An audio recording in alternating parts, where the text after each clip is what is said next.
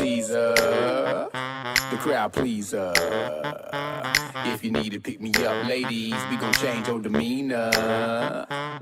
Caesar, the crowd pleaser. We gon' do a little dance, we gon' make the naysayers believe us. Hey girl, had a long day, you tired from work. Throw me some dollars and I remove my shirt. You can touch me too, these are the perks. Free yourself, lose your mind and go berserk, and go berserk, and go berserk, and go berserk. Make way for the bad guy. What is up, everyone, and welcome to another episode of Crowd Pleaser, the podcast that brings you the inside scoop on what it takes to be a male entertainer.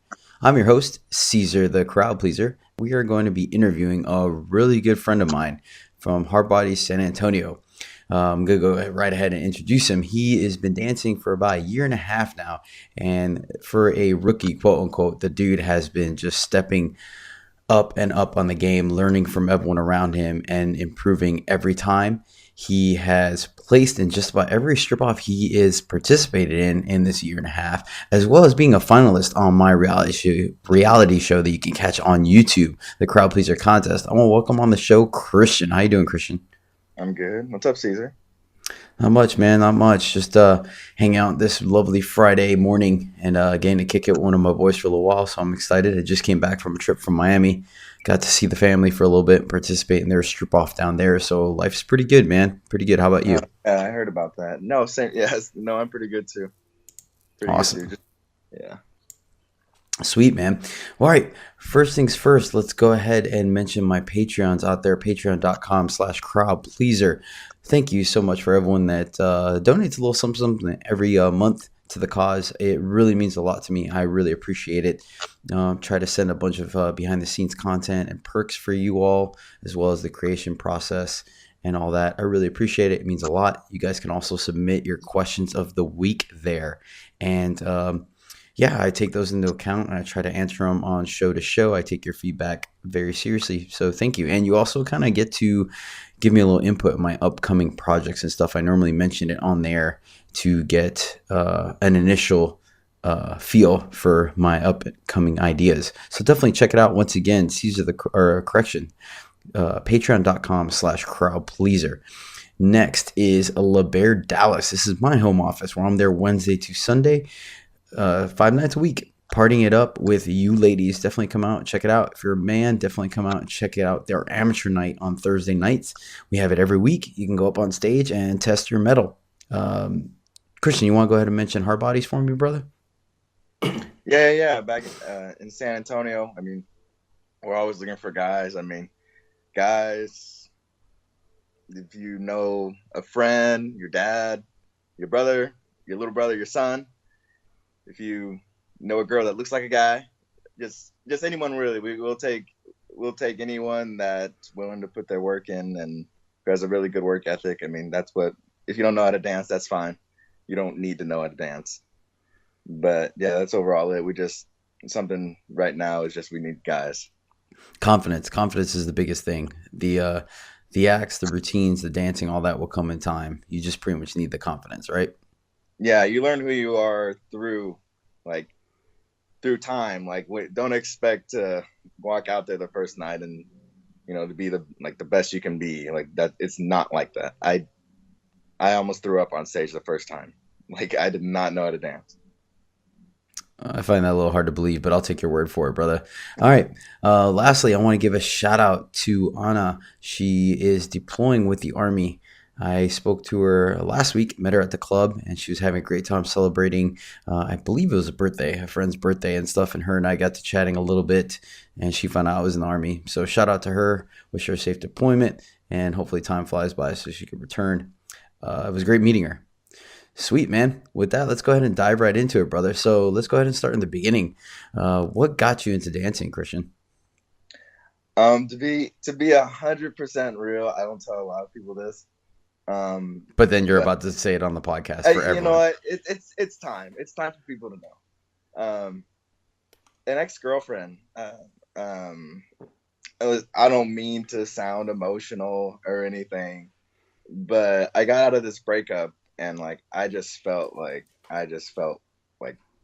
terrible, low on my self-esteem, and it's my own fault. I mean, I was with somebody for years, and I was just at the end of this relationship. I just wanted to feel worth it or whatever. And she called, or we were talking, and she said, "Oh yeah, it's so and so's birthday next week, and I'm going to Hard Bodies." And I told her, I was like, "Oh, that's funny. I actually worked there when I didn't." And she's like, "Really?" I was like, "Yeah." So you bet I went to Hard Bodies like that next day. I'm like, "Hey, like, come on, like, can I dance?" So it was just that push that, like, she said that, and I was like, "Well, I'm good enough to work there," kind of thing. And I got the job, and she never came in, but I mean, that's what got me started into it. Hey man, as long as you find the motivation for something, then that's what matters the most. You know what I'm saying? And obviously, it ended up, even though being kind of like a fluke thing, it worked out well because a year and a half later, you're still doing the job and you're happy with it. So that definitely, it's probably not the most odd story, but it's definitely not the most common, I don't think. So hey, kudos to Yeah, you for manning up. You know what I mean? yeah. And so let's go off of that. So you had no idea what you were getting into. You just did it on a whim, and they end up hiring you. So how? Tell us a little bit of, like, let's say your first like 30 or 60 days on the job. Like, what were the things that kind of eye opened for you, or like, what you found was the most difficult or surprised the heck out of you? Um, Most difficult, and something that, like, I can't stress enough about, like, it like 30 to beyond 60 days, like I knew my talents, and I knew what I was capable of, but I mean, I was humbled real quick. I mean, um like, especially sometimes when you walk out on stage, no matter how good you are at dancing or how good of a show you put on or whatever, I learned that sometimes you'll walk out there and you'll bomb your set, and women, they won't like they won't not like you, but they just won't give up and tip you, which, I mean, it'll make you feel unappreciated. But something that I really really learned, as opposed to that, like, then, is to not let them dictate how I feel about my show or feel as about an entertainer. Because as much as I started practicing, and as much as I practice now, like I practice constantly. You could ask anyone. I'm always practicing, like, and it's on dancing. And I know this business is not about purely about only dancing, but it's something I'm passionate about. And as long as I know, at the end of the day, or at the end of my set, I put the best show that I could put on. I know it was a good show. I danced the best that I can. I look the best that I can right now. And as long as I know that, and I'm confident with that, I mean, I shouldn't let the women dictate how I feel about my show. Because I mean, I feel that if you let the women dictate your show or how you feel, I mean, there'll be a lot of days where you'll just feel terrible about yourself. Because, I mean, things don't aren't things can't go like how like they are in your mind all the time. I mean, and stuff like that humbles you real quick. So that's why something that I learned in the beginning. Everybody I work with, I mean, is real humbled and down to earth, because, I mean, I feel like, because of that, and I feel like that's a good thing. I mean, you wouldn't expect that, but it's true. Yeah. So like, I guess the biggest hurdle you had to overcome, in some cases you still are, is the fact that you're kind of making yourself extremely vulnerable when you go on that stage. Not only the fact that you're taking your clothes off and they're judging your physique, but they're also judging your performance and stuff like that. And you have to find the confidence and the I guess comfort level with yourself to know that not everyone's going to like you, but that doesn't mean that you have to adjust every little thing you do because of that. Yeah, Correct? Yeah. yeah, exactly. So Yeah. yeah, It's really one of the frustrating and fun parts of the job, is the fact that you want to be flexible. You want to be able to adjust who you are, what your performance is on stage, to accommodate things. Because, for example, if you happen to be in a place like Miami doesn't really care for Cowboys all that much. But if you're in Dallas, Cowboys hit it big. So you want to adjust yourself that if you happen to be a cowboy in Dallas, you may or may not want to be full blown cowboy when you go to Miami, but you also don't want to lose who you are and become an entirely different performer. So you have to find that happy balance between the two. And I feel like that's one of the biggest things that creates the attrition rate in our line of work. It's just people come in there thinking that they're amazing, or even if they don't, they just aren't used to so much ridicule and critiquing that it breaks people down. And Yeah. it's great. It definitely shows endurance and strength of will, the fact that you've been able to push through that, especially being such a perfectionist, because I have seen how much you work, or how much hard work you put into your routines and your performances. And so the fact that you can put so much into it and still kind of deal with not everyone liking it definitely says a lot about your character.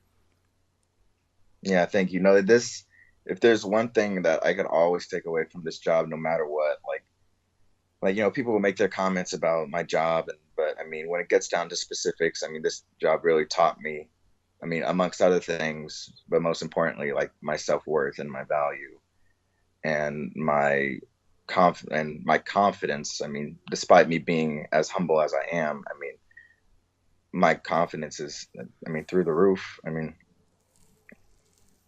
Sweet, man. So with that, what is your favorite thing about dancing? my favorite thing about dancing, the industry, or just the dancing part of it. No, the industry as a whole, like being a stripper. Okay. I like I like dancing and putting on a show. Don't get me wrong. Like, I understand that you know, all in all, being a stripper, it's about balance. It's about, interacting with women and yada yada yada. But I mean, I like the performing part. I like, because it's such. I mean, look at the job that we get to do. I mean, no one gets to do a job like this. I mean, we we create our own choreography. If we have an idea, we could bring it to life. Like, we get our props, we make our audio mixes how we want it to be mixed. Like, it's just, I mean, there's no ceiling for what you can do, and that's my favorite part, because it'll feed your creativity so much. And no, I don't feel like any other job, I mean, can really offer that. I mean, I know there's other stuff out there, but as far as like dancing and being creative and stuff like that, I mean, I don't feel like there is. So that's definitely, like, that's my favorite part. And as much as I like to dance, like, this is it for me. And I'm not gonna do it forever, but like, for right now, this is probably the best decision that I've ever made.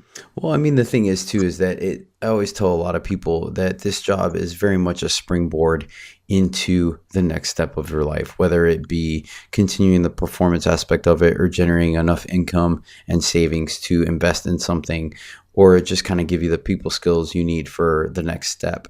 And so it's all right. Like, if you want to continue performing, and let's say you want to be a backup dancer for one of the big stars like Justin Timberlake or something like that, having this kind of performance underneath your belt and learning choreography after again and again and again, and creating your own shows, definitely I feel like takes a step towards that, and can create quite the promo reel that you can send to people to start that stepping stone.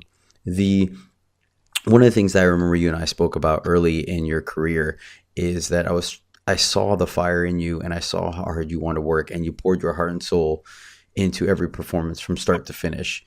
And I, from lessons learned from myself and from other people, I remember I was trying to tell you, hey, don't get me wrong, put on the best show you can, but you need to operate at maybe 70 or 80%. Yeah. Because of the fact that if you put on too good of a show, you forget the interaction part of the business and the performance. And what will end up happening is that the crowd will just sit there and watch you perform, which A, hurts you because you're not getting tipped, but B, it it's a missed opportunity to connect with people. And you have to remember that, where this is just not 100% show, but an interactive show. And so it was a lesson you had to learn over time from multiple people telling you, as well as you learning it on your own. But I feel like you and I have talked recently, and you found that happy median of putting on a great show and then remembering to interact with women and then kind of sporadically sprinkling in more entertainment throughout that. So you create that vibe that us as male entertainers want on our stage. So how has that journey been for you? Uh, um, the whole learning process, as far as, I mean, changing, like making changes, like positive, like to like interact with women. Mm-hmm. Um, it took Caesar.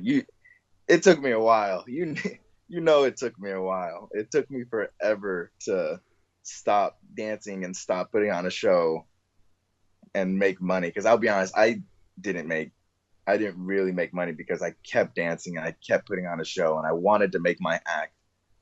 I want to make my act like 9, 10 minutes long, and then that's just, I mean, but I've had to find that balance, and that's something I learned from XL and Juice. Like, you have to have your balance. I mean, you can't be dancing the whole time, because don't get me wrong, dancing is cool, and even if you incorporate sensuality, which is something that I used to dance normal at first, but I really learned how to incorporate like this extreme sensuality to my dancing to make it more intriguing.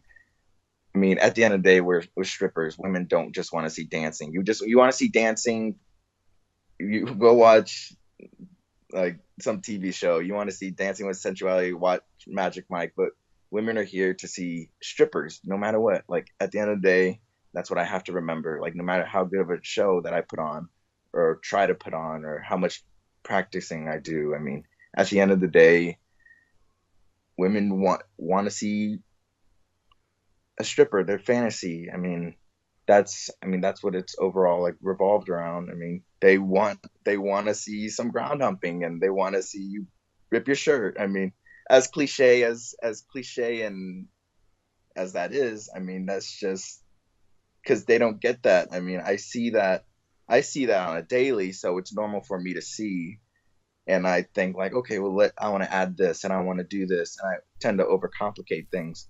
But I mean, these women never see it. They've seen it on a movie here and there, and but I mean, that's I mean, we're strippers, so I think that's what they really want. I mean, which is fine. I mean, we're a strip club, but I mean, I shouldn't hold them accountable for my drive and wanting to dance as much as I do. I mean, that's what they're there for. Yeah, no, I completely understand. It's one of those things where that's why nothing can prepare you for this job other than doing the actual job. But it's Yeah, great that you have adjusted and learned and become the entertainer that you are, and hopefully now you're starting to see the rewards of that kind of labor and evolution. yeah, yeah. No, no, I definitely have. I mean, I've learned like when it comes to like so once my show's over, I've learned so much how big of a deal eye contact can be. Like, as small as and easy as something like that is, but just by looking at somebody in their eyes, and maybe lip syncing the song and looking at somebody, you're sending this message like, oh, I like you, or stuff like that. Like, it's just like you said, it's in order to kind of explain it, you have to do the job. But yeah, something as small as eye contact or a smile, I mean, can make these like their day. Like, because keep in mind that they're never at a club like this. Like, some of us are their fantasy. So if I am and I give you that smile, like, some of them had a rough day. Some of them, you know, unfortunately, like, what if they got in a fight with their spouse, or they don't feel appreciated by their spouse and stuff like that. And something that I learned about this job is I have that power to make some of these women feel beautiful. I mean, despite my passion and that part of the job for dancing and stuff, that's another part of the job that I really like. Is all it takes is looking at a woman in their eye and saying, "Hey, you look beautiful tonight," or "You are beautiful." Because as surprisingly it may sound, I mean, a lot of these women don't wake up hearing that every morning like they should. I mean, or weekly. I mean, everybody deserves to feel wanted, and everybody deserves to feel like, you know, beautiful and happy in their own skin, no matter what you've gone through or what you've done. I mean, everybody deserves to feel like, you know, somebody wants them and somebody wants to be with them, because I don't know. I've been in that spot personally. Maybe it's because maybe I see that from this standpoint because I've been there before, and I felt that feeling of not being wanted, and not, you know, I took a different route and I became a stripper in order to like gain that confidence and self improve in every aspect of my life, as far as my body and my like mental goes. But I mean, as far as women, I mean, just I just want to make them feel beautiful. I mean, I know it sounds like one of those aw things, but I mean, that's another part I really love about this job. So, with that being said, how has your confidence and your self appreciation and like your like being appreciated externally, how has that changed over the course of your career? It's it's changed a lot. I mean, it's like I told you, this job really taught me like self-worth and my value as a person, and self-respect, and like and but at the same time, I mean, it really humbles you. I mean, it like that's something that I could always take away, like no matter what. Like, yeah, you walk out on stage and you're supposed to have this, you want to have this confidence, this, you know, almost to the point where you look arrogant on stage, because, you know, arrogant kind of expresses that confidence. but but I mean, I, at, I, at I the end. think I think there's a clear defined line between arrogance and confidence. Like it might be thin, but I think it's pretty clear. Like you can see the difference of someone that's on stage and they know they're amazing, quote unquote. So they're not looking at anyone, they're not connecting. They're just like, hey, this is me, I'm awesome, admire me. Versus I have the confidence to be up here and be who I am and let you take your opinion of me, but that's okay because I know who I am. I think there's a pretty clear uh, differentiation between the two. Yeah, but yeah, I mean, that's how I feel about it. I mean, that's, yeah. So let's flip it around a little bit. And over the course of your career, what has been your least favorite things about the industry as a whole? um Or even pro- personally, like even if there's one thing that you might not bother other people, but it's been frustrating to you, what would that be? I'd have to say the tipping part, the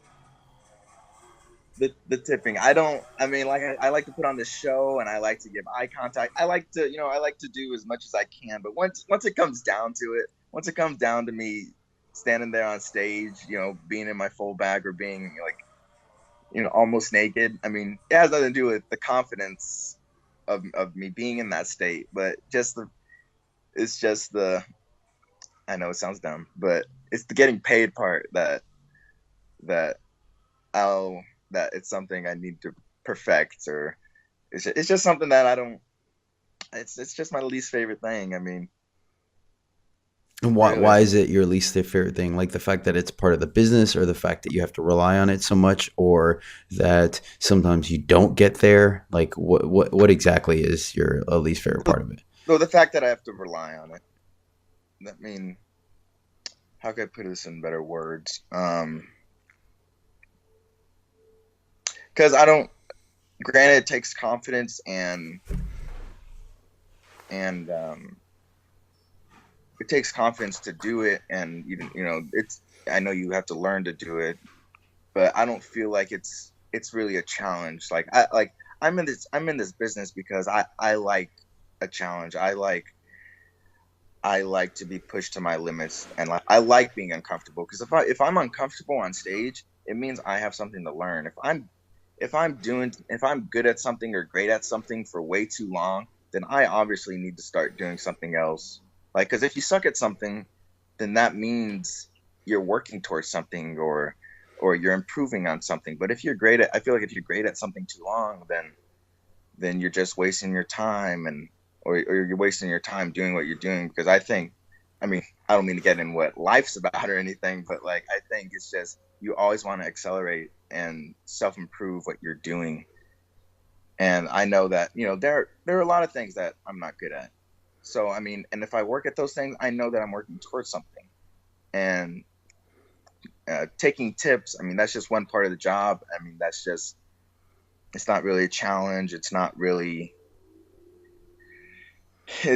something that, I mean, you become good at it, and I mean, I don't know. I find it another piece to the puzzle, to be honest with you, because I've had my same aspects of frustration in that part, because you're right. We don't make a base pay. We don't make anything off the door. We don't have an hourly. So strictly the money we get tipped throughout the night is what we take home. And sometimes it can be frustrating when you put on a ridiculously amazing show and pour everything onto it, and then you make like $4. So I actually view it as another aspect of the business to improve on, much like you were saying. I understand it makes me uncomfortable to ask women for money, but at the same time, I've had to adjust my mindset to, hey, I'm simply getting reimbursed for the entertainment and the emotions I'm providing when it comes to stage. And you also have to figure out how to get them up, because when you do an act like your Purge act or my Ghostwriter or something like that, that's a little off the beaten path, a little more theatrical, a little more disconnected, because no one wants to go up and tip like some random kid that's like, going on a lawless night spree or anything like that. And, yeah, same thing for me. Like, I'm here walking as the embodiment of vengeance. And, no one's like, oh yeah, that's exactly what turns me on. So you have to kind of figure out that formula and that method to reconnect with the crowd and get them to want to come up and give you a couple of bucks for the show you just did or the emotions you triggered in them. And so I feel like it's part of the growth. Yeah, it might not be necessarily the most enjoyable aspect of it, but you got to figure out what works for you, what doesn't, and what works best. yeah. For example, like, I don't like guys. I don't like. I take that back. Let me correct myself. I don't like personally, like, not coercing, but encouraging women to come up to my stage, like, blatantly, like telling them, "Hey, come up here," and it's just not for me. I don't like it. I think it's perfectly all right when other guys do it, and I've seen them have a lot of success with it. But I feel like I'd rather them have the urge, like, I want to go up and interact with that guy, versus being like, well, he's kind of calling me up there, like, maybe it might not be so bad, and I go up there. So that's something I've learned myself. Is that kind of some of the things you're running into, or have you just kind of put that whole aspect of the business on the back burner? I mean, I kind of put it on the back burner, which I know it's something I need to improve on, but like, here's my mentality about it, and I've I've started changing it. I mean, I've started trying to interact with women more, and I know it's a wrong way of thinking, but at first and for the longest time, and even still a little bit now, I'll be honest, and maybe it's just because I like to put a show on. I feel like that if they don't come up to my stage, I need to like I need to improve my show more. Like, if they're not up, like, if I literally have to point at you and start like waving towards my stage, like, hey, get up here. Like, I feel like my dancing wasn't good enough, or my show wasn't good enough. Like, there's so many different parts that could not been good enough. Yeah, it's great. Yeah, I put a lot of work into it, but I mean, the way that I used to think about it was, I mean, okay, I have to make this better. I have to make that better. And that was my reason for women not coming up to my stage. Or maybe they just didn't like me. Maybe, and I'm not liked by all women. I know that. I've looked down at women, and I'll point at myself, like, you like me? And she'll like put her hand under her throat and be like, and like, and that's fine. I mean, it was brutal, and it was humbling, of course, because I know I'm not liked by everyone, but I mean, that one hurt a little, but yeah, no, I mean, I've come to, instead of like, hey, getting women to like, hey, come over here or stuff like that. Like, I'll give them like this eye contact, or like I'll give them this look, or I'll lip sync the songs, or I've learned to be more sexual on stage, which was something that took me a while, because all I wanted to do was dance, and not dance sexual, just dance. And I've learned to incorporate the sexuality with it, like even without dancing on during my tip music, and depending on the crowd, of course. I mean, depending on how the women are reacting, I'll dictate that on how nasty I'll be on stage, or how sexual I'll be on stage. But yeah, no. From what you were saying, those are absolutely like some of the issues that I have, and putting a big show on and only getting $4. And don't get me wrong, I know my worth, my value, but those $4, somebody liked my show enough to give me money, and that's a good feeling.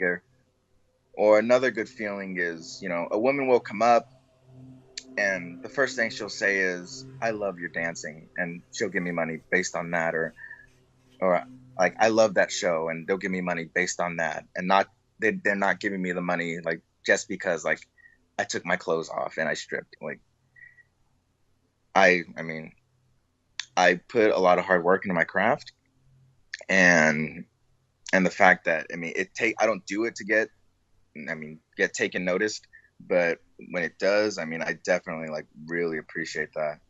Yeah, it's a So good feeling.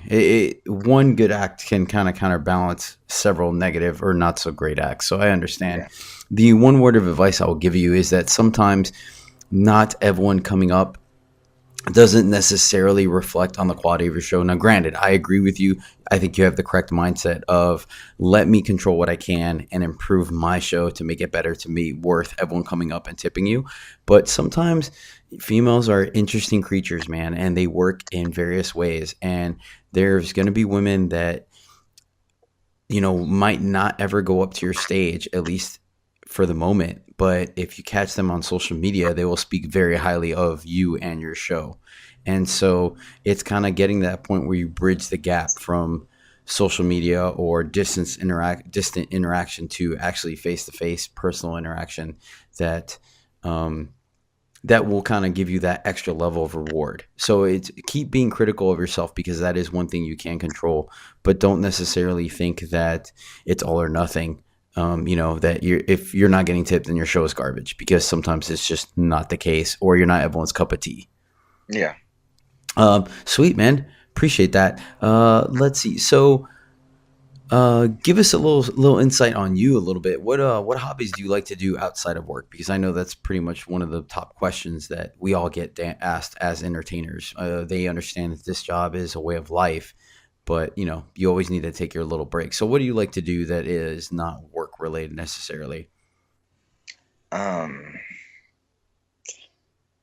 Oh, that's a tough one, because Caesar, my life has revolved around dancing. Let's see. I mean, something I learned, like, once I leave Hard Bodies, or once I leave the club, like, I definitely like have to like be real with myself, be like, okay, like, yeah, over there you're Christian Carter, Christian Hard Bodies, but out of there, you're just Christian, and be Christian, be who you are, remember who you are, like, before you were in this industry, and do the things that you like to do besides what you're doing now. Like, I play guitar. Like, I've been playing guitar since I was a kid. I mean, I've been singing since I was a kid. So those are some things that I like. It's not something I try to perfect. It's just more of a hobby that I really enjoy. Um, let's see. I like to go out. I mean, as much as I can, and not really clubbing, but I like going to Austin, or I like just doing stuff out of the ordinary. I mean, if I can. So I just try to stay busy. I mean, I have my nights where I like to stay in, but I definitely like to stay busy, and do what I can, because it's refreshing. Like, yeah, dancing's my life and I'm passionate about it, but there's no better feeling than going on vacation and like remembering and realizing like what else is out there. Like there's so much to offer, and it's just like once you stop, like, because once you stop, like, you go on a little vacation, like, I mean, you really see that. I mean, because our life is dancing, our life is this industry putting on shows and practicing and rehearsals, and we don't really have the opportunity to go out and, see all the better things. So I mean, that's something that hit me hard on the first like little time off that I took. I was like, wow, like, you mean there's other stuff out there? Like, Yeah, it's so really easy to get wrapped up in this business just because it's a lifestyle. It's very difficult to be something that you clock in at 7 p.m. and then clock out at 2 a.m. and you're done like most 9 to 5s, because you still, like we've discussed before, you have to promote, you have to learn new acts, you have to practice dancing, you have to work out, you have to tan, you have to learn maybe necessarily outside traits that you want to do and things like that. So it's definitely a lot to cover, and you do have to remember to take your self-care time. Uh, so that being said, also let me, and I can edit this out if you don't want it being said, but so have you and I have discussed you potentially taking up the aerial arts, and so like aerial silks in specific, is that something that you have followed up on yet, or is it still in the works, or do you want to keep it under wraps? What's up? uh it's something that I'm working towards. I kind of want to keep it under wraps because like I want to be extravagant about it. I know, like, I see these like you put on a phenomenal show, and it's great, and I watch it every time. I record it every time. You don't even know it, but like I'll watch it, and it's so good, and like I see how much work you put in when you do it. I mean, along with your fire, and like those are things that, I mean, not a lot of people do, or they don't feel the need to do because they know we're just strippers. With the fact that, for example, you take it to another level because it's what you love to do. I mean, I'm very similar in that way. So I mean, that's I want to do silks. I want to do straps. I want to bring as much entertainment. Like, even like women might hear some of the things that I'll try to do. They're like, that's not stripper stuff, or that's not like really sexy. You can make anything sexy. Like, Caesar, you made an act on Ghost Rider, and you made it sexy, or I made a purge act. Like, how can somebody make that sexy? It can be done. So I mean, there everything could be turned sensual, or I mean, Yeah. All right. So that being said, real quick, do you want me to edit that out or leave it in? no, that's fine. You could leave it. Okay, Yeah. cool. Just wanted to make sure. I mean, like, if you want to keep it under wraps, I can. It's not a big deal. So I just wanted to make sure. But yeah, I feel you, man. Trust me, it gets pretty addictive, man. Like, you've seen already that I've been playing with the dragon staff for fire, because it's just one thing leads to another. You start with poi, and then you want to get different poi, and then you see what other people are doing. You get batons and staffs and dragon staffs and all this stuff, fire fans, and it just goes off the wagon. Same thing with aerials. I got in just for silks, and now I'm into rope, and I took a straps workshop about 2 weeks ago, and now I'm hooked on that. So Yeah, it it looks so cool. The straps. That's what I want to do. Like, I want to do the straps. Like, and yeah, like I see what. Yeah, yeah. it's a lot of fun, man. You got to get over the whole spinning and getting dizzy thing, but other than that, it's a ton of fun. So I'm looking forward to seeing what you do when you progress, and hopefully when I go down there, I'll take a class or two with you and stuff. Yeah, I mean, I don't quit easy, so I mean, I'm gonna definitely work towards it. I was learning how to do a backflip, and I like kneed myself in the eye. I don't know how that happened, but I had like a black eye for like 2 weeks, Oh and wow, you know how embarrassing that is explaining to women. I'm not gonna lie about it. yeah, I'm not gonna be like, oh yeah, I was like fighting off 10 guys. It's okay, like they're all right. But I'm not gonna use one of those. I kneed myself in the eye. I fell on my back, and my knee somehow made it to my eye. And I mean, it's just, I mean, and that's the thing when you're scared about like learning a backflip and stuff, like falling on your neck. And I didn't follow through, which I mean most people don't when they first try to do it, and it just went south. So I mean, I don't quit. I mean I'll get back up, and I'll keep on working toward. sweet. Yeah. Yeah, and that's how you get it, man. That's how you learn new things, expand, especially when they are both mental and physical. Like you're gonna come across failure. No one gets everything the first time right away perfectly, and so you have to do things over and over again. And sometimes you're gonna have to push through those failures. But that resolve and resilience is a great trait to have, and why you're such a great entertainer and person all around. Speaking of perseverance, man, so let's talk a little bit about the reality show. It's never been done before. It was something I put together. You were willing, you actually were really willing to be a part of it right off the bat, and were super enthusiastic throughout the entire course, to the point where you were an underdog and then became a fan favorite and made it all the way to the finals. So how was that experience? I don't want to give you like a pinpoint question. You can just kind of speak freely about it on whatever side you want. But how was that experience being on the Crowd Pleaser contest? I learned a lot about myself. I mean, yeah, it was fun recording and it was fun. I mean, doing the extra stuff. But when I think the challenges that were put out there, that's where like I was forced to step out of my comfort zone, and that's something I really enjoy, is like how could I like incorporate the way I dance or the way I do things and change it to be different, to be like this challenge, like um like I don't know Spanish music. I mean, I'm terrible at country dancing. Like I mean, so I had to work with what I had and try to change things or try to be different. I mean, and that's something I really enjoyed. Let alone the bonding that I was able to do with like the guys making the show. Like XL, Mendingo, Trey, and Picasso, and Suave. I mean, that's something I really enjoy about this job too. It's just like the bonding that we get to do. But yeah, I mean, that's something I learned a big time. And Jason's good. And Jason is like one of the nicest guys ever. Like yourself. So like you don't want to trash talk even for fun. Cause like right after the show, like right after the show was over, cause I know I had my fun and trash talking him and the hair and stuff, gorgeous hair, and like we were messaging back and forth, and like he's so nice, like it's just it's hard to talk trash about somebody that is such a good person. So I guess that's why there wasn't a lot of it on the show, because I mean I believe that we're all like a bunch of really good guys, but. Yeah, we just have too much respect for each other that do the same. They're in the same industry. It's kind of like brothers in arms. So it is kind of funny that I know, because I ran into the same problem for the stripper wars, where Mendingo was like, and XO were like, hey man, let's hype this up. Let's do like what the pro fighters do and kind of talk it up and trash talk a little bit to each other. And I was like, man, I have too much respect for this dude to trash talk him. Like, how is that supposed to happen? Like, hey, you suck, bro. Like, eat it.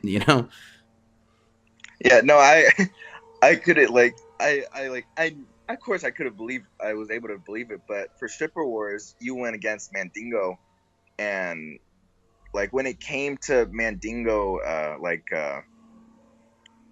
for his applause to whether he's gonna beat you or not for it, you literally hyped the women up for him. You're like, ladies, like give him a hand, like he did a great show, and like that's why I have so much respect for you, because no matter what, at the end of the day, like you understand and you respect everyone's show, yourself. You put a lot of work in your own craft, and it's just like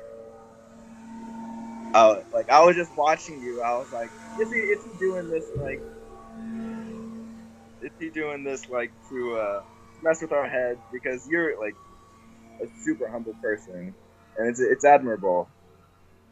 I mean, it was But a yeah. great show. That's all it was. Like, I sat there. I think I mentioned it in the podcast I had with him, where I was hiding in the corner behind the curtain to be able to watch his show. And it was a great performance. Like, I have mad respect for the guy. And, win or lose, it is what it is. Like, yeah, of course, everyone would like to win. But at the same time, I'm not going to not give someone credit where credit is due, Yeah. because I'm competing against them. You know what I mean? And in fact, I would have probably felt worse or less appreciative of a victory if it was one of those things where I just utterly crushed my opponent because they just didn't bring anything. You know what I mean? Yeah. It's one of those things. Like, it doesn't matter. The best person is gonna win, regardless of the interactions between them, because we're just getting engaged on a show. It's kind of like in a fight, in a boxing match. You can have the utmost respect and appreciation for your fellow opponent, and I guess if you pull your punches, it might be something. But in most fights, people are still winning or fighting for the win, and they want that cash prize. So they're gonna duke it out at 100%. But that, I feel, is separate from the respect and interactions and relationship you have with the person. And that's why after most competitions, people embrace each other because they end up doing something together. Yeah. And I feel like, even like, say your opponent didn't even put on a good show or a big show, like, I always feel like, I mean, they should be appreciated, because this isn't something the regular guy does. Like, no guy wakes up thinking, okay, we're gonna do this, or like, I don't know, it's not a regular thing. So for the fact that, like, even if, say, you put on a really poor show, I mean, I always still think, I mean, he's doing the same job we are. He's still putting, some work in. Like, I feel like, I mean, there's always, like, respect that should be expressed. Sweet Christian, I really appreciate you giving us a little insight to who you are and your career as an entertainer. I like to end the show with the worst and best events of the week. It's kind of a little insider scoop on how our industry works and stuff like that. So, yeah, let's go ahead and start with our less than best events of the week. What was your less than your worst event of the week? Oh, don't make me reflect on this. Let's see. It was the funniest thing. So here I am, like, I stripped down to my fullback, and I'm dancing pretty hard. Like, I forgot it. OG Bobby Johnson must have been on it. When that song comes on, like, I don't look at the women. I just dance, because it's one of my favorite songs to dance to. And like, so, like, I was dancing hard, and I'm in my fullback, and like, women are clapping, like, and I'm just thinking, oh man, I must be killing it right now. And one woman, like, one girl, she's like at my stage, and she's like trying to say something, and I'm looking at her, and I like disregard it. I was like, nah, you ain't ready for me yet. I'm not done dancing. And then, like, I'm still going on, and women are clapping more. I was like, man, I'm killing it. And like, this woman, she like tries to get my attention. She's like, man, she must want to tell me how good I'm doing. And then I see Martine in the back. Martine, um, he's like waving at me, and like, he's like trying to say something. I was like, man, I'm dancing so good. I got Martine's attention. And like, so like, this woman, like, she does this gesture, like, it's not about your dancing. And I go down, and I'm like, what's up? And she's like, your man part's hanging out. And like, Oh no. yeah. And I'm like, I look down, and there it was, just hanging out, like it's Like trying to. like everything, or like it was No, no, creeping? no.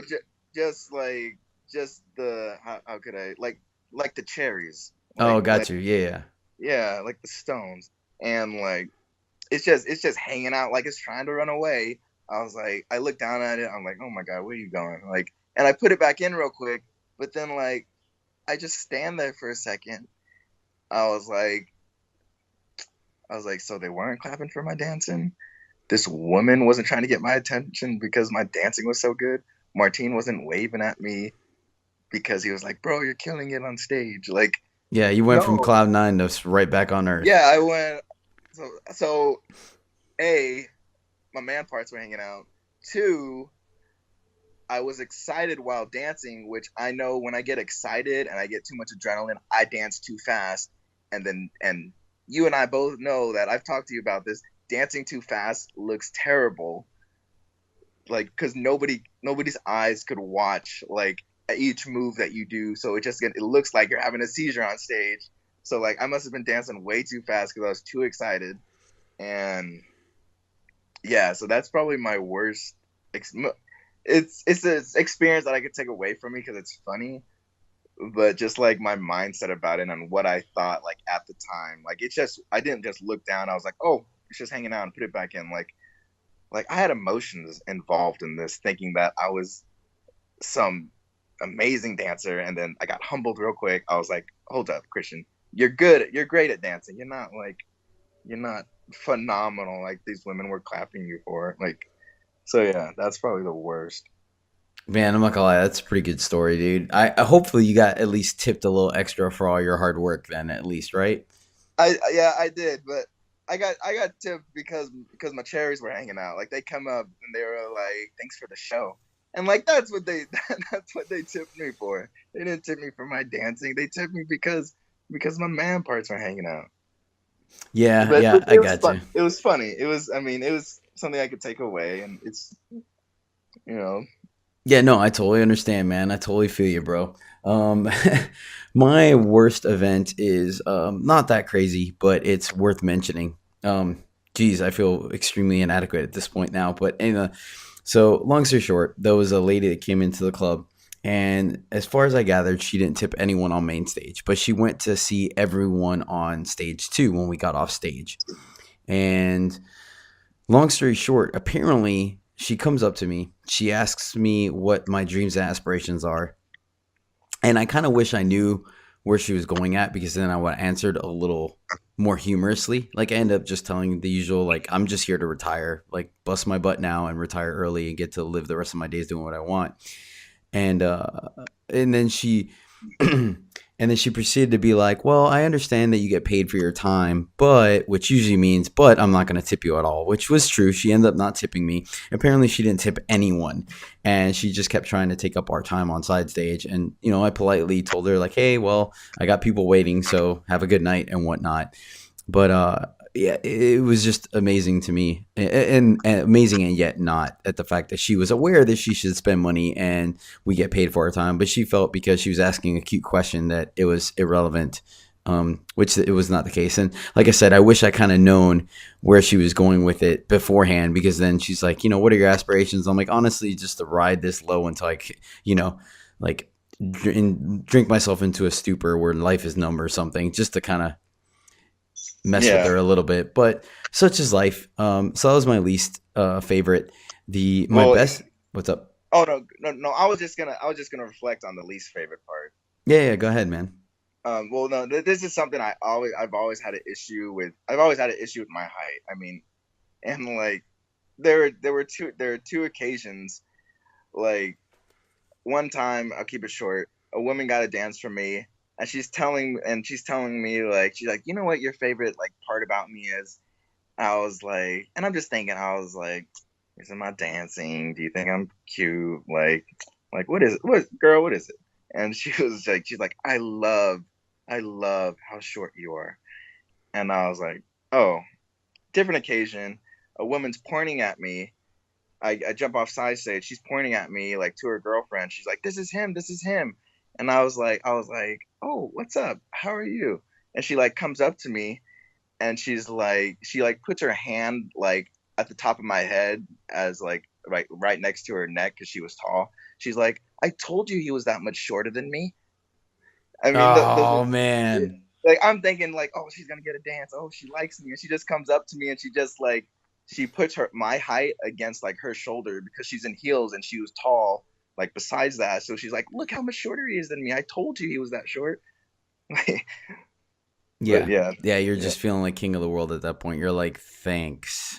Yeah, I was like, okay, I'm gonna go practice dancing, even though it's not gonna make a difference about my height. So Yeah, I've had a few similar incidences like that. Luckily, it's kind of like people calling me cute. People don't believe me when I tell them that is my number one compliment, like hands down by a long shot. Like I want to say I get cute at least 40% more than I get any other compliment. So it's kind of humorous. It's gotten to the point when women come up to me and they want to say I'm cute, but they're not. They're kind of hesitant a little bit. I like beat them to it. I'm like, cute. They're like, yeah, exactly, but I didn't. I'm like, it's fine. It doesn't bother me at all. Like it's perfectly okay, and it really doesn't. Like a compliment's a compliment, and I like it better than someone being like derogatory towards me. So by all means, yeah. it is Uh, just funny. I know I get called cute or adorable sometimes, but like it's just like when I think of cute and adorable, I think of like a box of puppies or something like that. Like, I'm a stripper. I don't want to be a box of puppies. Yeah. Like, you want to take me home, but because I'm a box of puppies, and so you could, like, so you could hang out with me. Like, I don't like that's not what I'm here for. Yeah. There's a time and place, and timing is everything. I've had people call me cute, like after I do my Khal Drogo act, and I had finished my fire. So literally, I spun fire, and I look like a barbarian, and then people come up to me and they're like, "You're so cute." I'm like, I am so confused right now. See, I've watched you do it. Like, at the end of that act, you literally you strip down with a towel and, like, okay, I don't mean to give your show away, but like, you like you get a towel and you pour water all over your body and you scrub yourself, and something that you've taught me, and something that's made such a big difference in me dancing, is you explaining to me less is more. And like, you express that because you're all you're doing, you're just rubbing water on your body, and women are going crazy. And so it just surprises me, like, for you to go on a side stage and for women to say you're cute. Like, oh man, that It's all good. Like I said, I take it as a compliment. I laugh. I think it's great. Like the fact that they came up to me at all says a lot more than anyone that's just been busy on Facebook the entire time, you know? So yeah. it is. I mean, we jest about stuff, but honestly, a lot of our interactions are pretty awesome and rewarding in some form or fashion, except when you kind of lose your humanity for a little bit, which does happen, much like you said. You're a grown man doing a show and someone comes up to you just to, critique your height, which is something you can't fix. Yeah. So it is what it is. But all right, man, let's move on to some bigger and more positive things. Go ahead. What was your best event of the week? Let's see. Like, this isn't really a story, but it's just more of a compliment. And I don't mean to sound like a broken record, but like, because I like dancing so much, I had one woman come up to my stage, and I'm not Channing Tatum. I look nothing like Channing Tatum. I know that. I'm sure. But like, but a woman came up to me one time, and she was like, "Oh my gosh, like, how many times did you watch Magic Mike? You dance just like Channing Tatum." And I look at her, I go, "Listen, like, don't you got to be careful saying that. You see, because if you say that, Caesar, if you say that in this industry, like, about yourself, then it just sounds like, I don't know, like, if you like, it just, I feel like there's some arrogance behind it. Like, you just can't go around saying, "Oh, I'm the Channing Tatum of this business." Like, you can't do that. Like, you can't do that. And like, and I'm not. Like, I know my faults. I know the things I'm bad at. Like, and I try to improve all those things. But it was just like, for as much as I practice, like,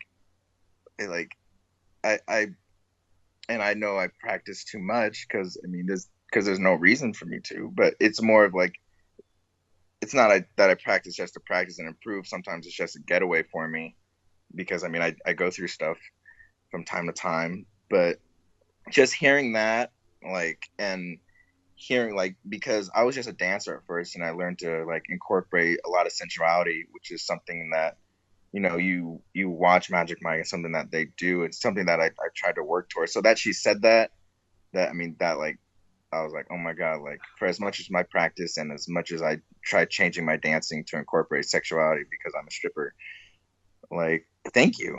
Like, thank you. And to go on record, like, I don't believe that. Like, I'm very critical on myself on each movement that I do. Like, I'll watch a 10-minute video of myself dancing and record myself.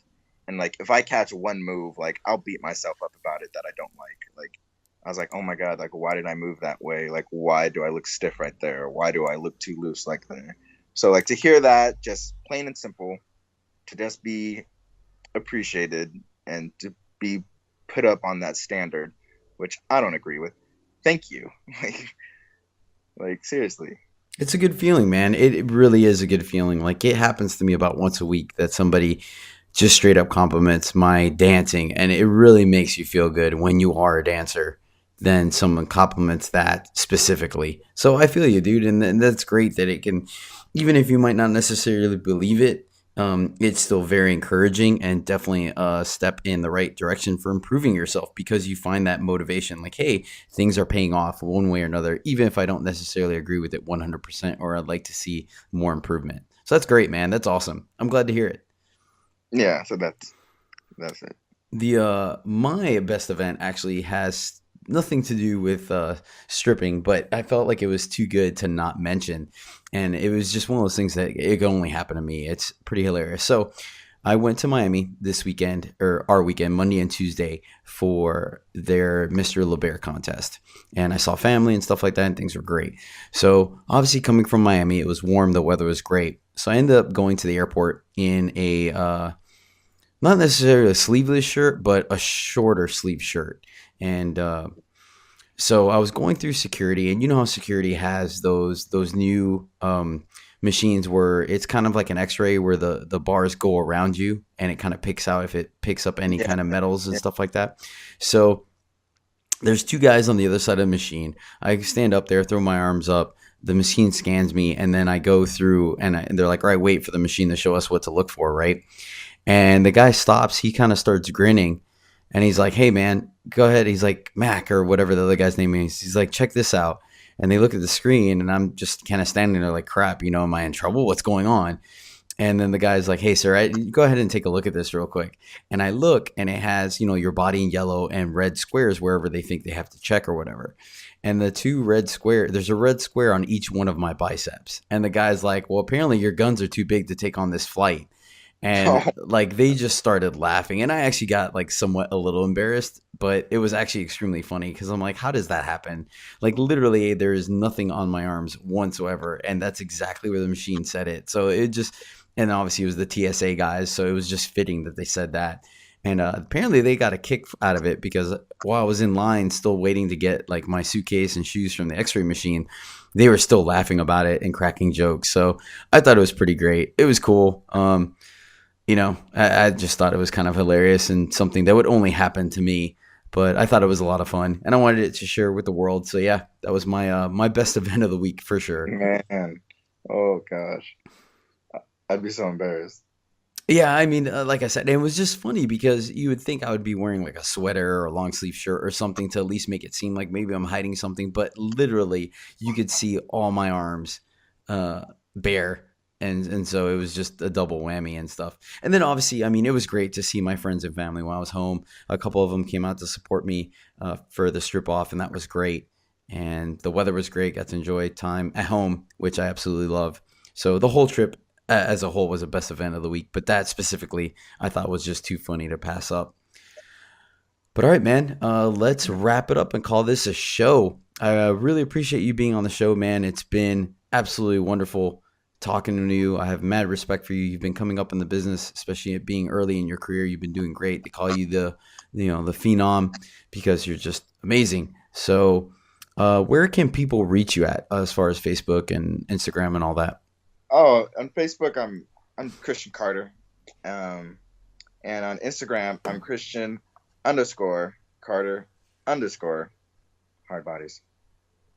Sweet. Awesome, man. You can catch me at Cesar Goyaso on Facebook. On Instagram and Twitter, I am Cesar LeBaire7. And you can catch my most of my content out on iTunes, SoundCloud, and YouTube as Cesar the Crowd Pleaser. So definitely check it out. You can check out the reality show where my guest star Christian is on. Like I said, I don't want to spoil it for you. He is a finalist on the show. And we have 10 entertainers battling out show after show to see who is the last entertainer dancing. Much like So You Think You Could Dance meets Magic Mike meets Dancing with the Stars or something like that. So check it out. Definitely stay tuned for upcoming events like Christian's birthday and my Red Charity event that's going on in August. And until next time, once again, thanks for being on the show, Christian. Much appreciated. All right, thank you so much, Caesar. All right, until next time, keep bringing the rain. I am focused, I'm in my zone. You can binge watch like Game of Thrones. Reserve your judgments, don't throw no stones. Who's and I scream as loud as you go. Airplane mode on tablets and phones. Caesar's Crowd Pleasers is now on. Caesar, the Crowd Pleaser. if you need to pick me up, ladies, we gon' change your demeanor. Caesar, the crowd pleaser. We gon' do a little dance, we gon' make the naysayers believe us.